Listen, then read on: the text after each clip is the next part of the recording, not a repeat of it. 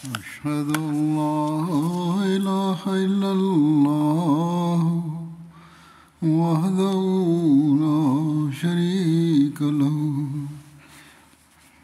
وأشهد أن محمدا عبده ورسوله أما بعد فأعوذ بالله من الشيطان الرجيم بسم الله الرحمن الرحيم الحمد لله رب العالمين الرحمن الرحيم مالك يوم الدين إياك نعبد وإياك نستعين اهدنا الصراط المستقيم صراط الذين أنعمت عليهم غير المغضوب عليهم ولا الضالين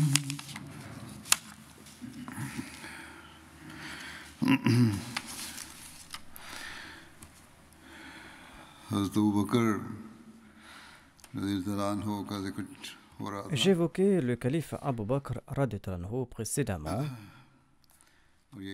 et je le mentionnerai aujourd'hui de nouveau. Voici ce qui est dit à propos de la Ghazwa Hamraoul Asad. Il est dit que le samedi, l'envoyé d'Allah sallallahu alayhi wa sallam, est revenu d'Uhud et à l'aube du dimanche, Bilal a lancé l'appel à la prière et il s'est assis pour attendre la sortie du saint prophète Mohammed puis soit lui. Sur ce, Abdullah bin Amr bin Auf Muzni est venu à la recherche du saint prophète Mohammed puis soit lui. Quand l'envoyé d'Allah puis soit lui est sorti, Abdullah l'a informé qu'il revenait de chez lui et qu'il est passé à Malal, où les Qurayshites avaient campé. Malal est situé à 28 km de Médine sur la route menant à la Mecque. Là-bas, il a entendu Abu Sufyan et ses amis se dire « Vous n'avez rien accompli. Vous avez blessé des musulmans et vous les avez fait souffrir pour ensuite les abandonner sans les détruire complètement. » Parmi ces musulmans se trouvent encore d'illustres personnages qui se réuniront pour vous combattre. Retournez afin que nous puissions exterminer ceux qui sont encore vivants parmi eux. Safwan bin Umayya était présent parmi les mécréants et il les a retenus et il leur a dit: Ô mon peuple, n'agissez pas de la sorte. Ces gens se sont battus et j'ai peur que ceux des leurs qui n'avaient pas pris part à la bataille participeront au combat contre vous. Retournez chez vous, car vous avez remporté la victoire. Et si vous partez livrer bataille, eh bien, j'ai peur que vous ne soyez vaincus. Sur ce, le saint prophète Mohammed lui a convoqué Abu Bakr et Omar radhiyallahu anhu et il leur a parlé de l'information rapportée par ce compagnon Muzni. Tous deux ont déclaré: Ô envoyé d'Allah, sallallahu alayhi wa sallam, poursuivons l'ennemi afin qu'il n'attaque pas nos enfants. Après ces prières du matin, le saint prophète Mohammed lui a invité les fidèles et il a dit à Bilal d'annoncer que l'envoyé d'Allah sallallahu alayhi wa sallam vous ordonne de poursuivre l'ennemi. Seuls partiront ceux qui avaient pris part à la bataille d'Uhud la veille.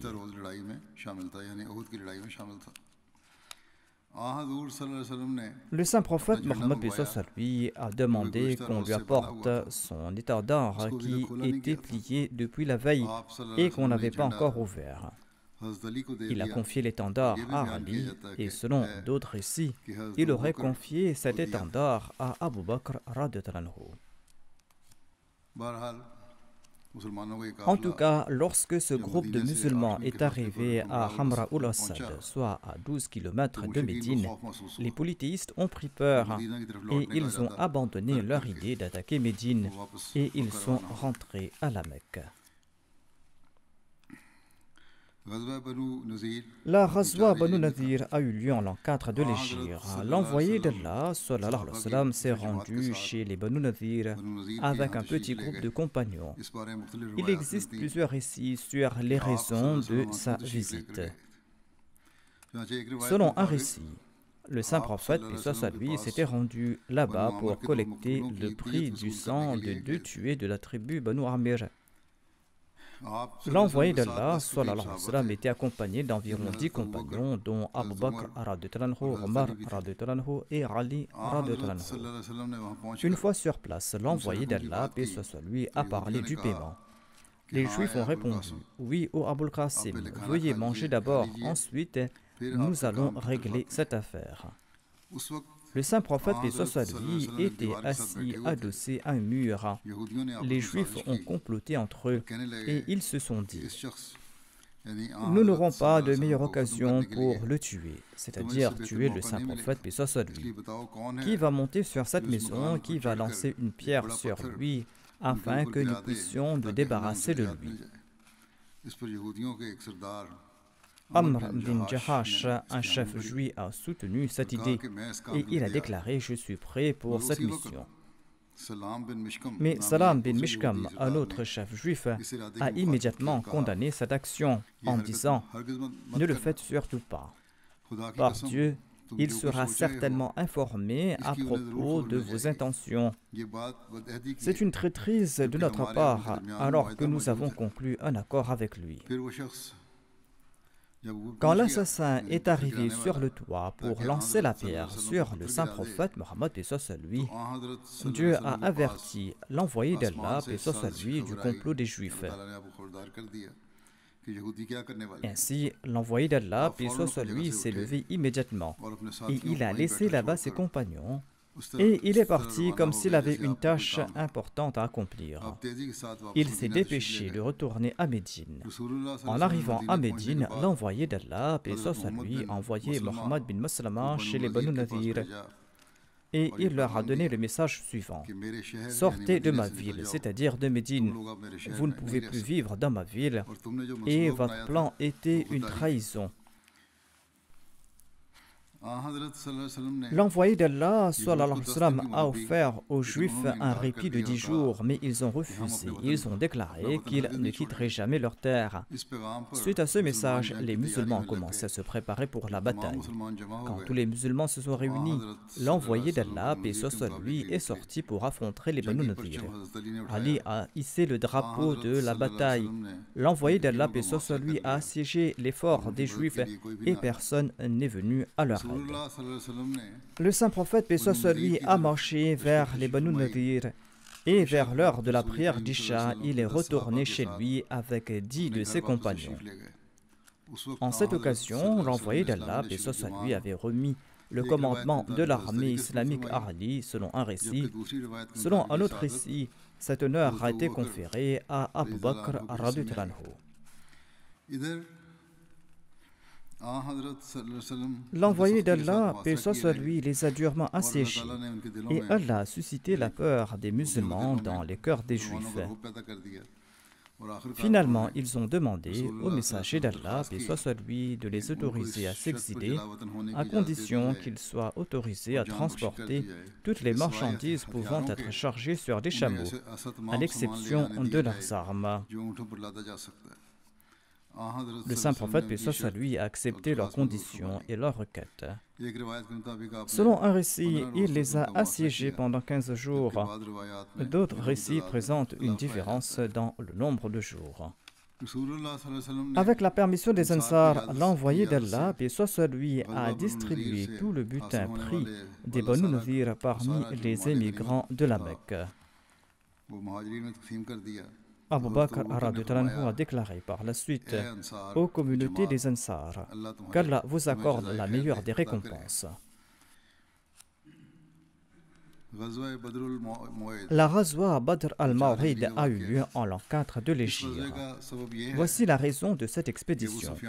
Quand Abu Sufyan bin Harb revenait de la bataille d'Uhud, il a annoncé que nous allons nous rencontrer à Badr al-Safa l'année prochaine et nous allons y livrer bataille.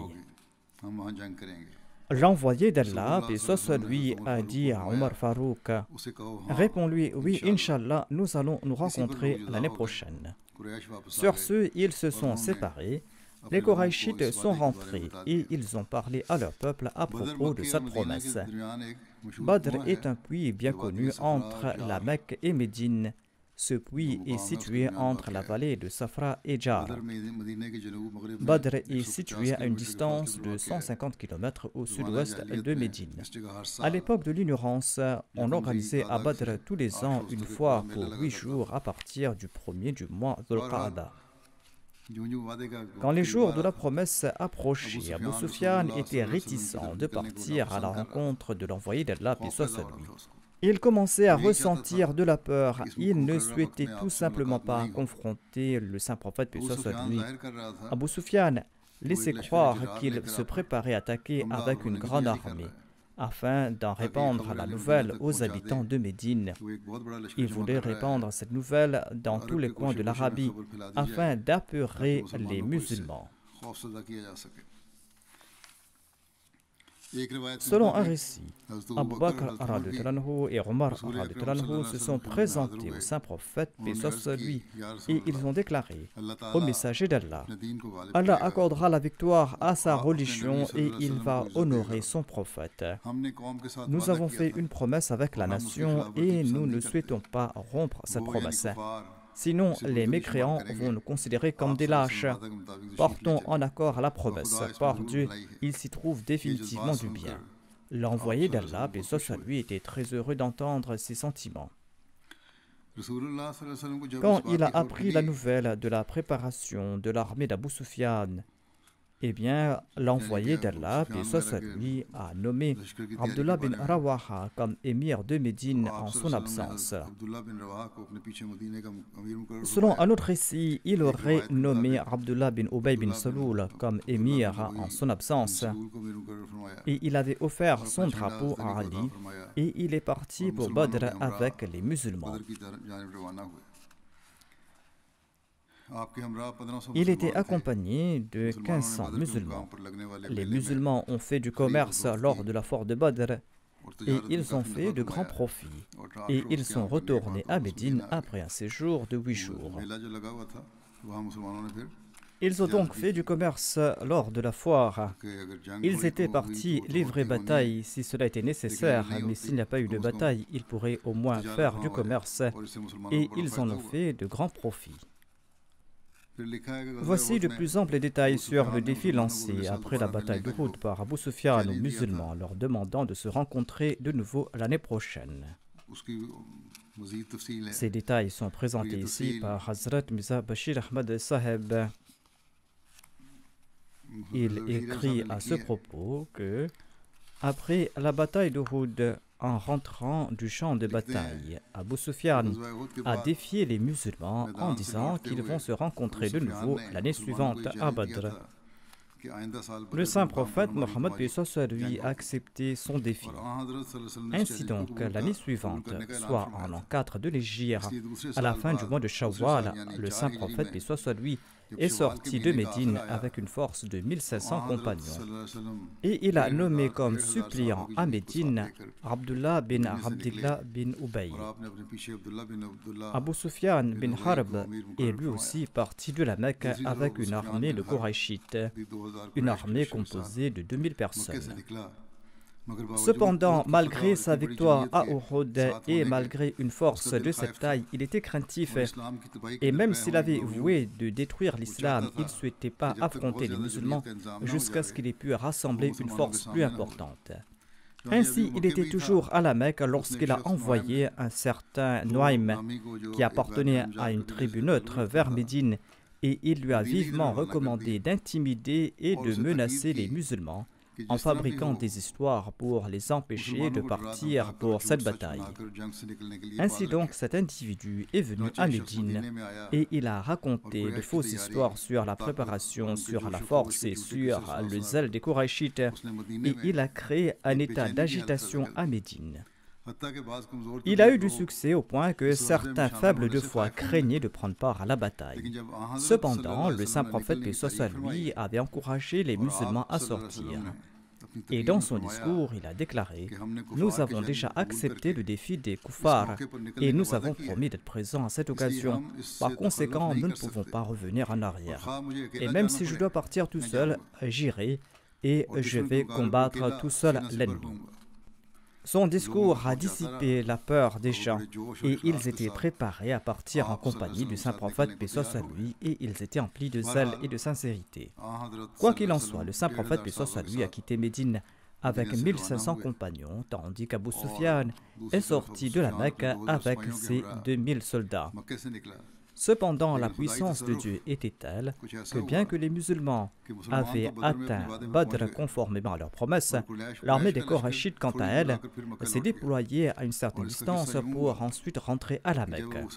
On raconte que lorsque Abu Sufyan a appris l'échec de Nuaym, eh bien, il a pris peur et il est rentré avec son armée en disant à ses soldats que cette année-ci, la famine a fait des ravages et les gens font face à des difficultés financières.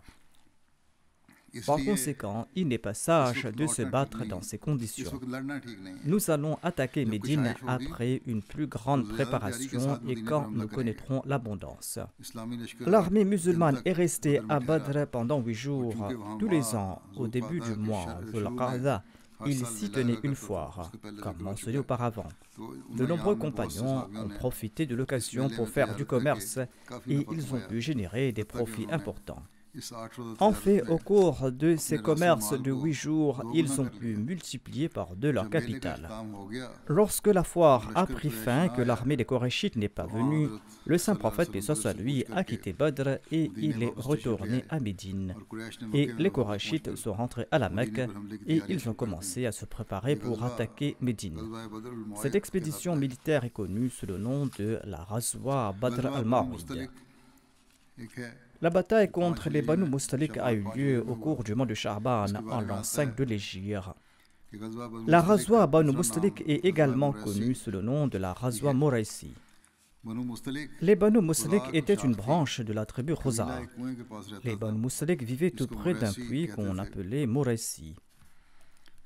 Ce puits est situé à une journée de voyage de Furo, qui est situé à environ 150 km de Médine.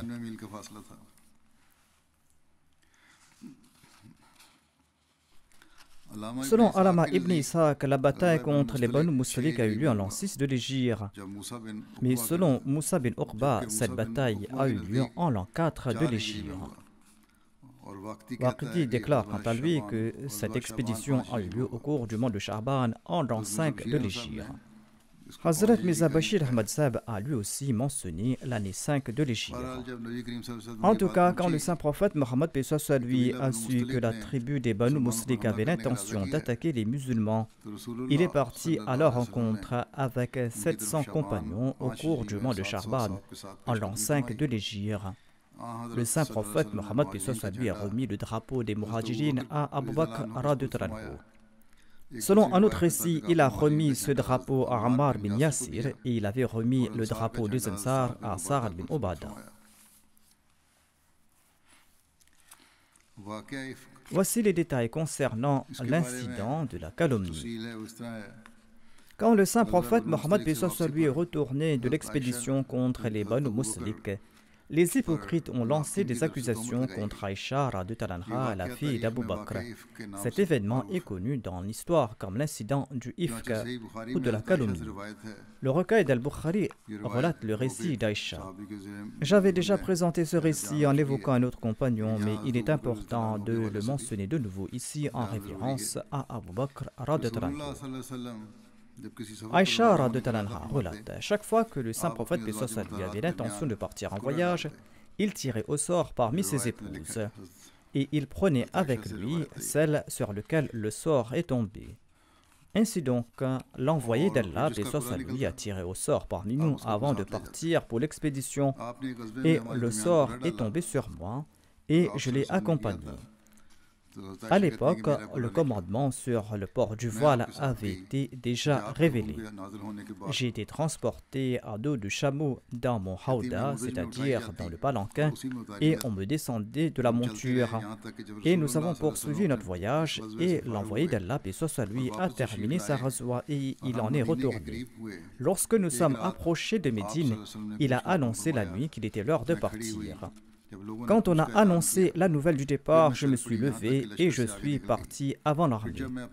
Après avoir terminé un appel de la nature, je suis retourné vers ma monture et j'ai placé ma main sur ma gorge et j'ai constaté qu'il me manquait mon collier de perles de Zéphar. Je suis retourné le chercher et ma quête m'a retenu. Entre-temps, les gens qui me portaient sur mon chameau sont venus et ils ont pris mon hauda, c'est-à-dire le palanquin, et ils l'ont placé sur le chameau, car ils croyaient que j'étais dedans.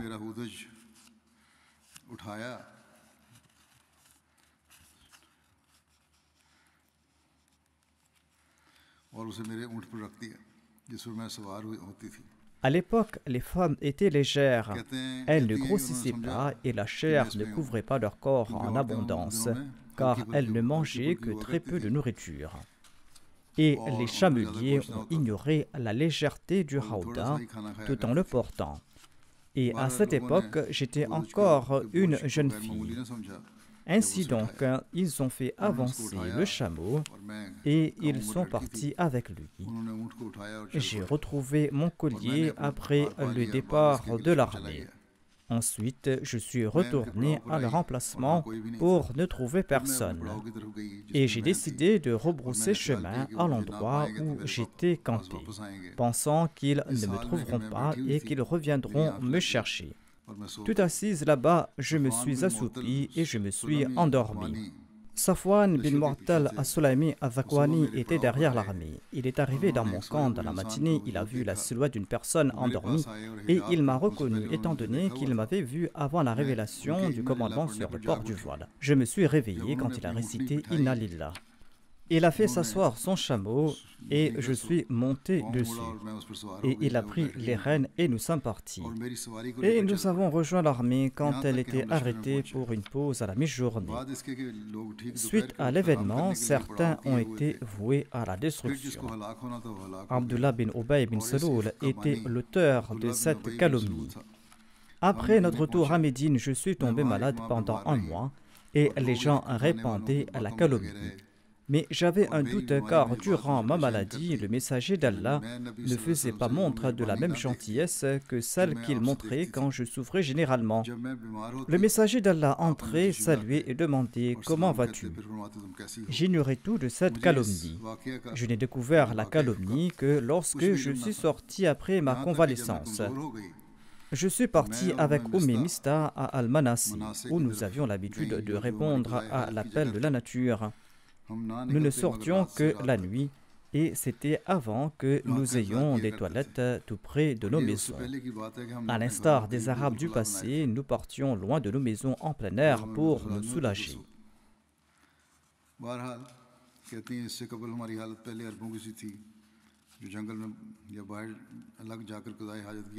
Ainsi, Mista, la fille d'Abu Ruhum et moi-même, nous étions en cours de route quand elle a trébuché en marchant sur son voile. Et elle s'est exclamée qu'il soit détruit ce Mista. J'ai demandé tout étonné, tes paroles sont très dures. Maudis-tu quelqu'un qui a pris part à la bataille de Badr? Sur ce, elle a commenté. Ô fille naïve, n'as-tu pas entendu la calomnie colportée par les gens? Puis elle me l'a racontée. Mon malaise s'est aggravé et lorsque je suis rentré, le messager d'Allah, paix soit sur lui, est venu chez moi et après m'avoir salué, il a dit « Comment vas-tu » J'ai répondu « Donnez-moi la permission de partir chez mes parents ».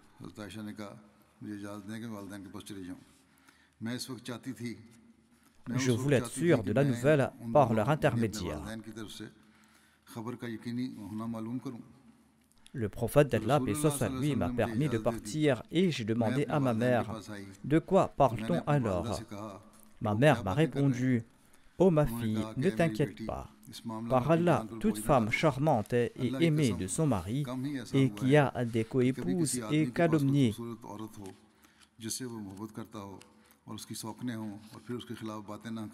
J'ai répondu: Saint est Allah, est-ce que les gens parlent vraiment de cette façon? J'ai continué à pleurer cette nuit-là jusqu'à l'aube et je ne pouvais ni arrêter de pleurer ni dormir. Lorsque la révélation divine a tardé, le messager d'Allah, paix soit sur lui, a appelé Ali bin Abi Talib et Oussama bin Zayd pour les consulter sur le divorce. Oussama bin Zayd a donné des conseils en accord à ce qu'il savait. Il connaissait la relation entre le saint prophète Mohammed lui et Aïcha radhiyallahu anha. Et il savait que Aïcha radhiyallahu anha était une femme pieuse. Oussama a déclaré au messager d'Allah: elle est votre épouse et nous n'avons vu que le bien chez elle. Ali bin Abi Talib radhiyallahu anhu a déclaré quant à lui: au messager d'Allah, sallallahu alayhi wa sallam, Allah ne vous met pas en difficulté. D'ailleurs, il y a beaucoup d'autres femmes. Mais demandez à sa servante qui vous dira la vérité. Sur ce, le messager d'Allah, paix soit sur lui, a appelé Barira et il lui a demandé: ô Barira, as-tu jamais vu quelque chose de suspect chez Aïcha? Barira a répondu: non, par Allah. Je jure par celui qui vous a envoyé avec la vérité. Son seul défaut est qu'elle est une jeune fille insouciante et elle s'endort souvent en laissant la pâte exposée aux chèvres domestiques qui viennent la manger. Ce jour-là, le messager d'Allah, paix soit sur lui, du haut de sa chair, s'est plaint d'Abdullah bin Ubay bin Salul en disant: qui va me soulager de cet homme qui m'a blessé en s'attaquant à mon épouse? Par Allah, je n'ai vu que le bien chez elle. Et ils ont blâmé un homme dont je ne connais rien d'autre que le bien.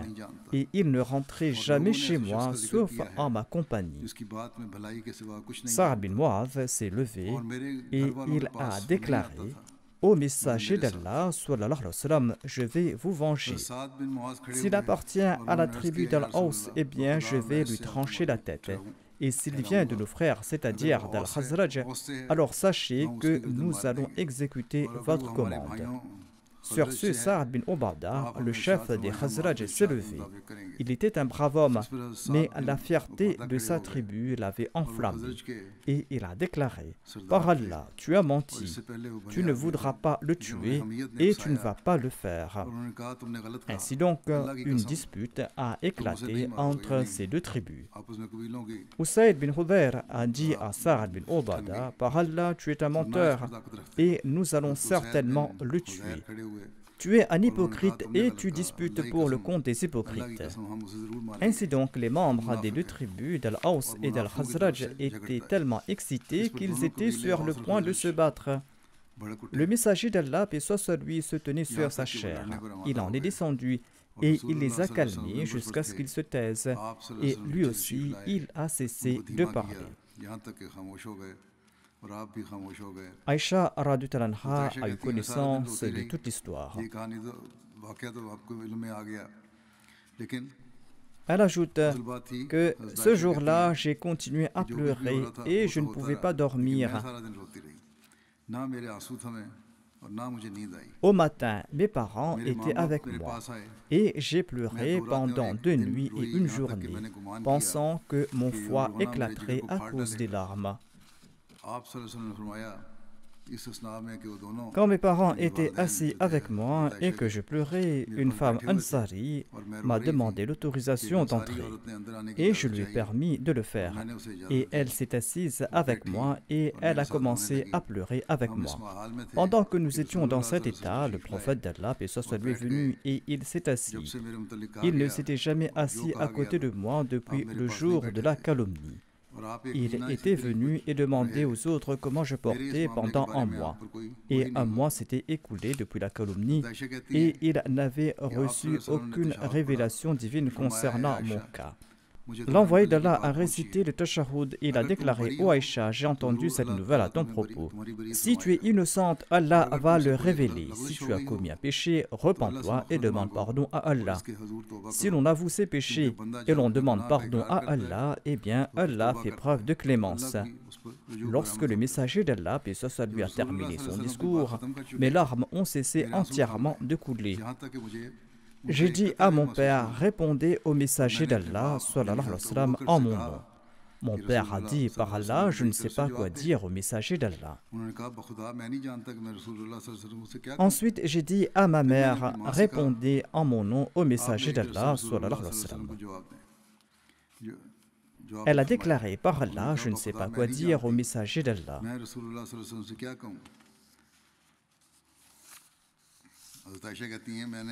Malgré ma jeunesse et mon ignorance du Saint-Coran, j'ai déclaré: par Allah, je sais que vous avez entendu des propos diffamatoires, des propos qui sont implantés dans vos esprits, et vous croyez que c'est vrai. Si je vous dis que je suis innocente, eh bien vous ne me croirez pas. Allah sait que je suis innocente. Il y a eu tant de rumeurs à ce sujet qu'on ne me croirait pas. Et si j'avoue être coupable, vous me croirez sûrement, tandis qu'Allah sait très bien que je suis innocente. Par Allah, mon cas ressemble à celui du père de Joseph qui a dit au frère de Joseph. Il avait déclaré: Fasabrun jamilun, wallahu al-musta'anu ala ma tasifun. C'est-à-dire, je ferai preuve d'une patience bienséante. Et c'est seulement Allah dont l'aide doit être invoquée contre ce que vous affirmez. Aïcha radhiyallahu anha a déclaré: je suis retourné dans mon lit et j'ai espéré qu'Allah va dévoiler mon innocence.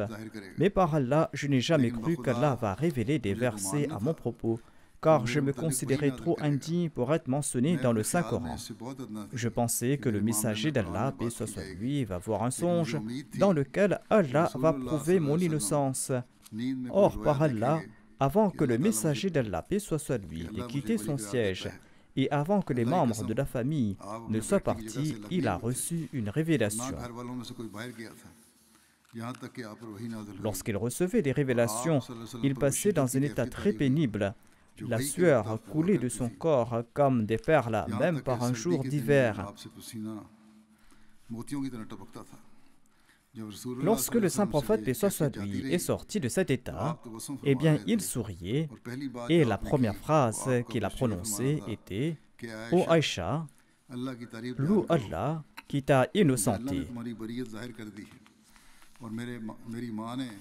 Ma mère m'a dit: « Ô Aïcha, lève-toi et va vers le messager d'Allah. » J'ai répondu: « Par Allah, je n'irai pas vers le messager d'Allah. Et je ne remercierai personne d'autre excepté Allah. » Et Allah avait révélé ces versets: « Inna alladhina ja'u bil ifki usbatun minkum. » Inna alladhina ja'u bil ifki usbatun minkum. C'est-à-dire, ceux qui ont inventé ce grand mensonge sont un groupe de parmi vous.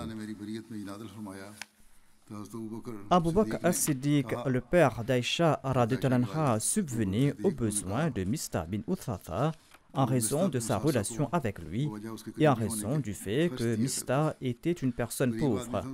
Ainsi donc, après la révélation de ces versets, Abu Bakr as-Siddiq a déclaré: « Par Allah, je ne donnerai jamais un sou à Mistah après ces calomnies sur Aïcha. » Par la suite, Allah a révélé ces versets: ولا يعتلي أولي الفضل منكم والسعة أن يؤتوا أولي القربى والمساكين والمهاجرين في سبيل الله وليعفوا وليصفحوا ألا تحبون أن يغفر الله لكم والله غفور رحيم. Et que ceux d'entre vous qui possèdent des moyens et de l'abondance ne jurent pas qu'ils ne donneront point aux parents proches et aux nécessiteux et à ceux qui ont émigré pour la cause d'Allah. Ainsi donc qu'ils pardonnent et qu'ils montrent de la tolérance. Ne désirez-vous pas qu'Allah vous pardonne, et Allah est très pardonnant, miséricordieux. Abu Bakr as-Siddiq a déclaré: « Oui, par Allah, je souhaite qu'Allah me pardonne. » Et il a recommencé à subvenir aux besoins de Mistah.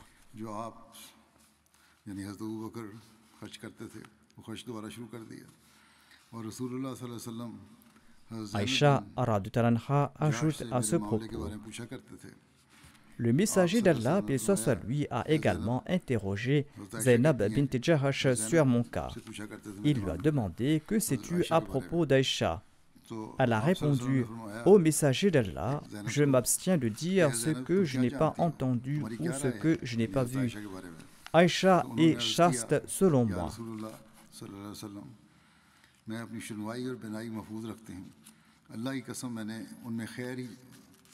Ainsi donc, dit Aïcha radhiyallahu anha, parmi les épouses du saint prophète Mohammed paix soit sur lui, Zainab était ma concurrente. Mais Allah l'a sauvée de ce mal en raison de sa piété. En tout cas, il s'agit d'un long récit tiré du recueil d'Al-Bukhari. Le Messie premier Islam déclare: selon sa pratique, Allah relègue les menaces de châtiment quand on fait pénitence, lorsqu'on se repent et lorsqu'on fait de l'aumône. Il a enseigné les mêmes valeurs à l'homme. Selon le Coran et les hadiths, les hypocrites dans leur bassesse ont calomnié Aïcha radhiyallahu anha. Certains compagnons, simples d'esprit et naïfs, leur ont emboîté le pas. Un de ces compagnons prenait 2 repas quotidiennement à la table d'Abu Bakr radhiyallahu anhu. Suite à son erreur, Abu Bakr radhiyallahu anhu a juré et il a émis l'avertissement qu'il ne lui offrirait plus rien à manger à l'avenir. Sur ce, le verset suivant a été révélé: وَلْيَعْفُوا وَلْيَصْفَحُوا أَلَا تُحِبُّونَ أَنْ يَغْفِرَ اللَّهُ لَكُمْ وَاللَّهُ غَفُورٌ رَحِيمٌ. Et qu'il pardonne et qu'il montre de la tolérance. Ne désirez-vous pas qu'Allah vous pardonne? Et Allah est très pardonnant et miséricordieux. Sur ce, Abu Bakr a brisé cette promesse et il lui a offert un repas comme à l'accoutumée. Annuler une menace qu'on a formulée fait partie des excellences morales de l'islam.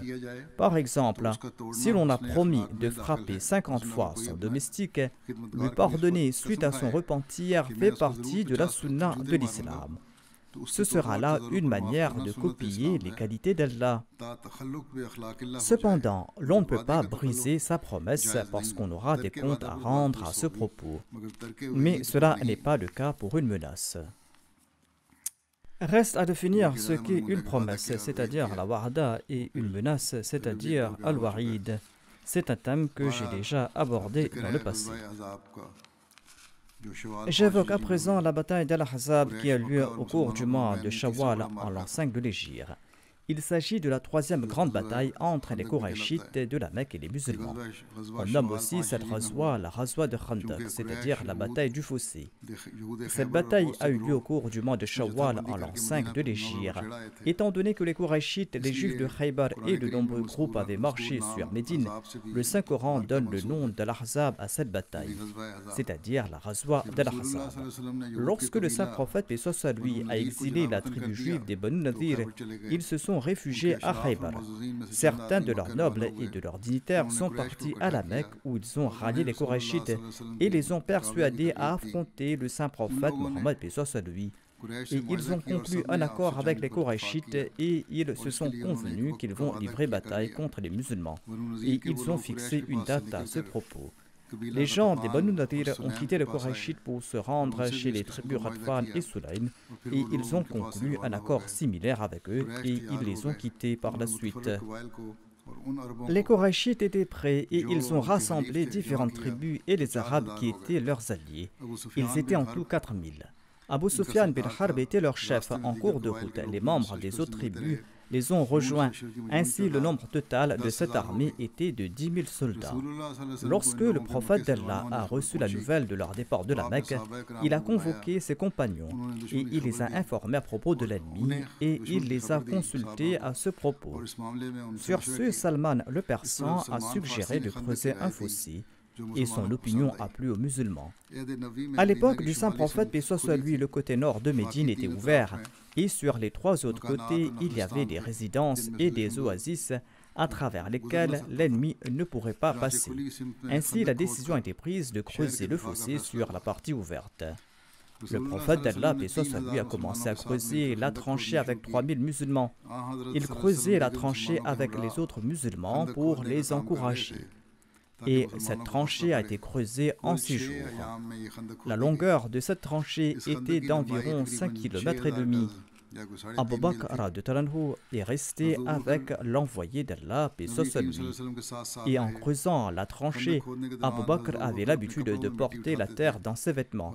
Et il avait également travaillé avec le reste des compagnons pour creuser la tranchée, afin que les travaux puissent être achevés dans les délais impartis.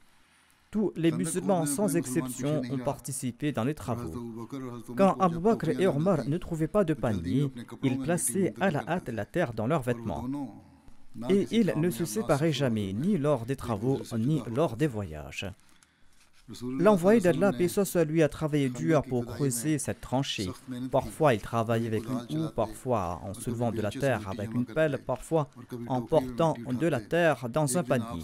Un jour, il était très fatigué. Il s'est assis et il s'est appuyé sur un rocher, sur le côté gauche, et il s'est endormi. Abu Bakr et Omar se tenaient à sa tête et empêchaient les gens de passer à côté de lui afin de ne pas le réveiller. Abu Bakr dirigeait une section de l'armée musulmane quand l'armée des 10 000 Qurayshites et leurs alliés ont assiégé les musulmans de Médine. Plus tard, une mosquée a été construite là où Abu Bakr avait servi de commandant. On avait nommé cette mosquée la mosquée As-Siddiq.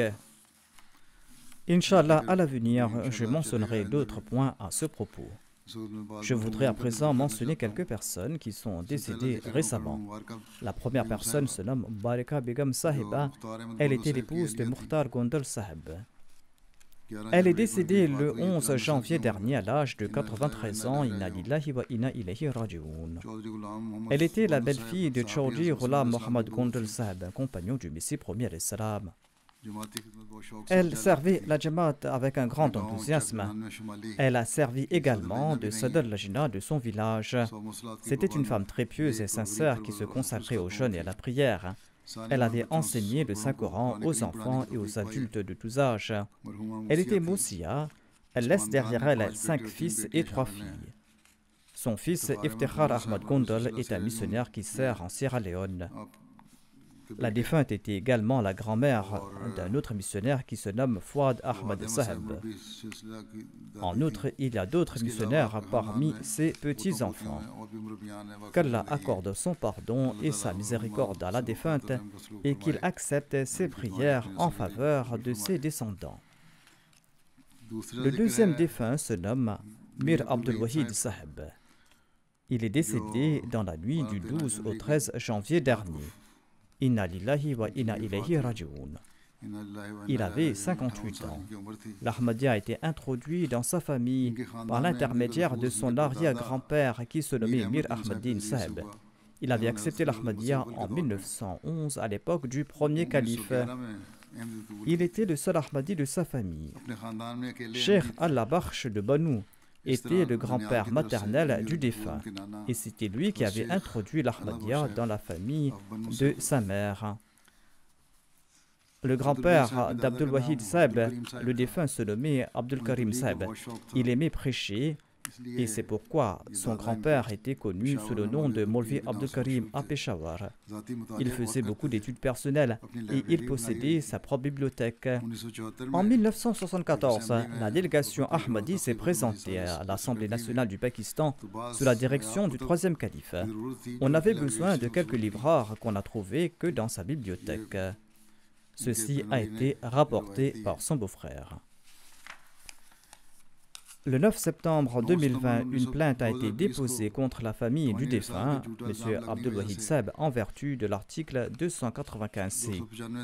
Il a été accusé faussement de blasphème. Et les mollahs et le public ont encerclé sa maison, mais la police a réussi à le faire sortir avec les membres de sa famille et ils ont été emportés à Rawalpindi. Mais quelques jours plus tard, la police a fait une descente chez le défunt à Rawalpindi et ils ont arrêté son fils Abdul Majid. Allah a béni M. Mir Abdul Wahid avec 2 fils et une fille.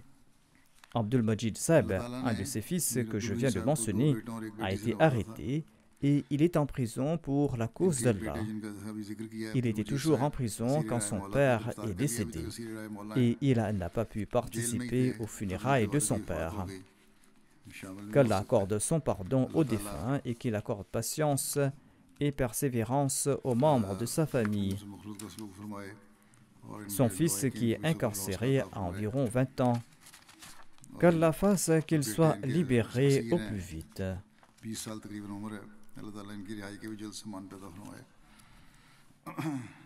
Le troisième défunt se nomme Mukarram Said Waqar Ahmad, qui était aux États-Unis. Il est décédé le 17 janvier dernier à l'âge de 58 ans des suites d'une crise cardiaque. Inna lillahi wa inna ilayhi raji'un. L'épouse du défunt est la fille de la petite fille maternelle de Hazrat Mirza Bashir Ahmad Saheb. Elle est aussi la fille de la petite fille paternelle de Hazrat Mirza Sharif Ahmad Saheb. Ainsi donc, l'épouse du défunt appartient à la famille du Messie premier à l'Islam. Elle s'est mariée donc à Shah Saheb et elle est entrée dans sa famille. Shazia Khan, donc l'épouse du défunt, déclare: le quatrième calife m'avait demandé de prier pour mon mariage. Ensuite, après mes supplications, j'ai accepté la proposition de mariage et le quatrième calife a donné son aval pour ce mariage. Autrement dit, c'était le quatrième calife qui avait arrangé ce mariage. L'épouse du défunt déclare: Waqar Saheb a attrapé mon doigt et m'a conduit au cours de nos 33 ans de vie conjugale. Il prenait soin de chacun de mes besoins et de mes désirs. Il était un père hors pair. Il n'a jamais rien fait pour lui-même. Et c'était un homme qui était très simple. Il n'avait aucun désir et même s'il en avait, il le sacrifiait pour les membres de sa famille.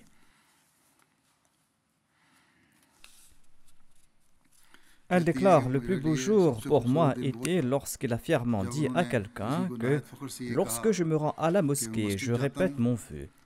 Et il n'y a rien de plus important pour moi que de respecter ce vœu. Je peux tout sacrifier pour ce serment. Il ne s'agit pas là de paroles en l'air. Moi-même, je l'ai vu et je le connais. Lorsqu'il est passé par une dure épreuve, il a respecté ce serment. Le serment d'accorder priorité à la foi sur le monde. Et il ne s'est soucié d'aucune relation, d'aucun lien de parenté. Et il ne s'est jamais écarté de l'obéissance qui est due au califat.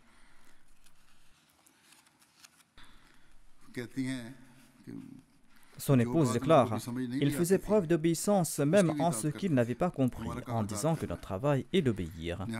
Il était très reconnaissant et il m'encourageait aussi à faire preuve de gratitude. Et il n'a jamais manqué de faire des sacrifices financiers. Aziz Saïd Adil Ahmad et son fils, il sert maintenant comme missionnaire. Il a eu son diplôme de Shahed de la Jamia Ahmadiyya du Canada. Il déclare: par la grâce d'Allah, mon père était une personne simple et sincère.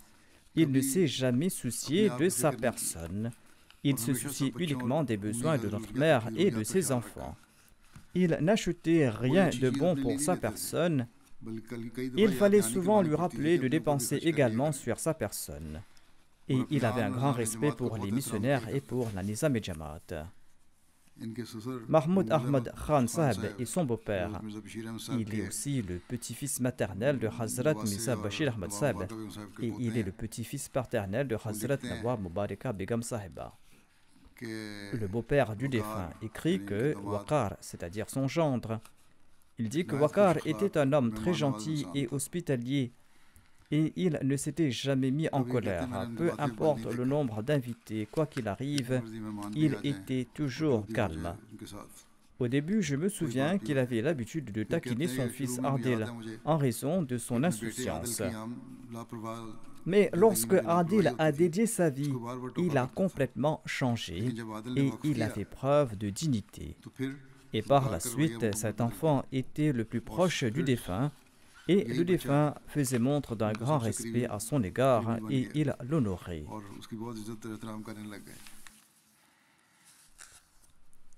Munir Ahmad Saheb, l'ancien émir de la Jamaat d'Abu Dhabi, écrit ceci. Waqar Saheb travaillait à Abu Dhabi et il avait également établi des relations familiales proches. Au niveau professionnel, il travaillait dans une banque. En effet, le défunt était un banquier. Sa simplicité et son humilité étaient ses qualités principales. Il était profondément attaché à la Jamaat et à la Nizam. Et il éprouvait un grand amour à l'égard du califat et lui prouvait une obéissance indéfectible. Jusqu'à son départ pour les États-Unis, il avait offert sa résidence pour les besoins de la Jamaat avec un grand enthousiasme. Elle était utile pour la prière du vendredi et d'autres rencontres. Le défunt a également travaillé comme auditeur interne de la Jamaat. Said Hashim Akbar a écrit quant à lui « J'ai travaillé avec le défunt et je l'ai toujours trouvé sociable et dévoué au service de l'humanité. Qu'Allah lui accorde son pardon et sa miséricorde, qu'il permette à ses enfants de perpétuer ses bonnes œuvres et qu'il accepte ses prières en faveur de ses enfants. » Après les prières de Juma et d'Asr, je vais diriger la prière funéraire de toutes ces personnes, Inch'Allah.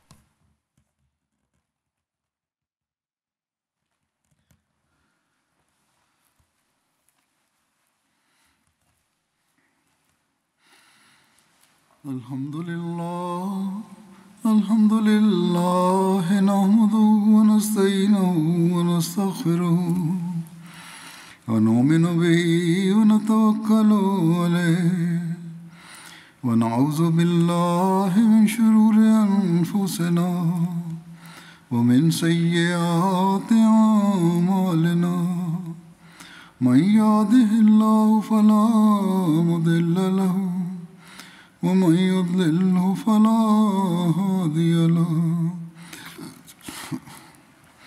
ونشهد أن لا إله إلا الله ونشهد أن محمدا عبده ورسوله عباد الله رحمكم الله إن الله يأمر بالعدل والإحسان وإيتاء ذي القربى وينهى عن الفحشاء والمنكر والبغي يعظكم لعلكم تذكرون اذكروا الله يذكركم وادعوه يستجب لكم ولذكر الله